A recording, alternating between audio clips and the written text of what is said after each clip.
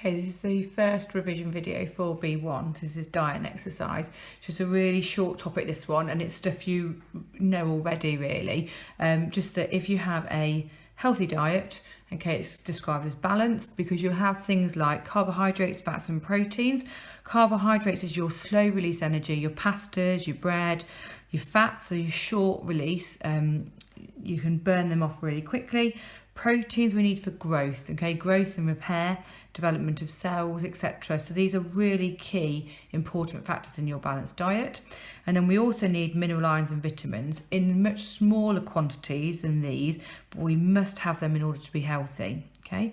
If we have an unbalanced diet, then we are described as malnourished. That means we're not getting the nourishment that we require from our diet, so we're malnourished. And when we're malnourished, we can be two things. We can either be overweight or underweight. Both are classed as being malnourished, okay? And it's important, you don't need to know too much more about that, but what you do need to know is that by being malnourished, you can be at greater risk of getting certain diseases, okay? The key ones there I want to reference in the specification is that you could get a deficiency disease, so you're lacking in something, which tends to be like the mineral ions or the vitamins, okay? So you could be lacking something, or you could end up with something like a type 2 diabetes. This is the late onset diabetes. You tend to get associated with overweight, okay? So when you're overweight, you can be at increased risk of getting type 2 diabetes, okay? That's when you have to control it by diet alone. You can't inject insulin because you make insulin already, but you have to control it by eating less sugars in your diet.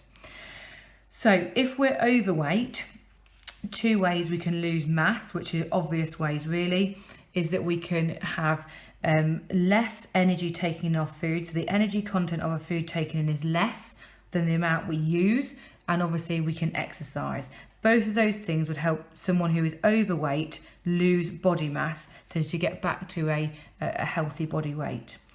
Right, the other little bit you need to know at the end of this topic is the term metabolic rate. This comes up regularly in the exam paper, so please make sure you know your definition. Okay, so metabolic rate is the rate at which all the chemical reactions happen in the cells. Okay, so all of them combined is your metabolic rate.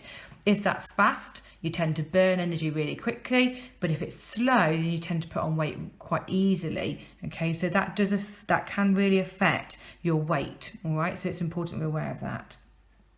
Your metabolic rate can, though, vary with the amount of activity you do. So if you're very active, you'll increase it, but also if you have an increased amount of fat in your body, it will decrease that metabolic rate. So it can be affected by other things.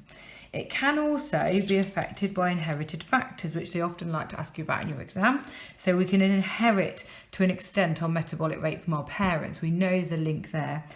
We can also inherit other things like cholesterol levels. Okay, that's a side little comment in your specification. It's not featured heavily, but I thought we might as well include it whilst we're doing this topic. Okay, so that's chapter 1, B1, nice and straightforward, nice and easy. Nothing too new there that you should understand already.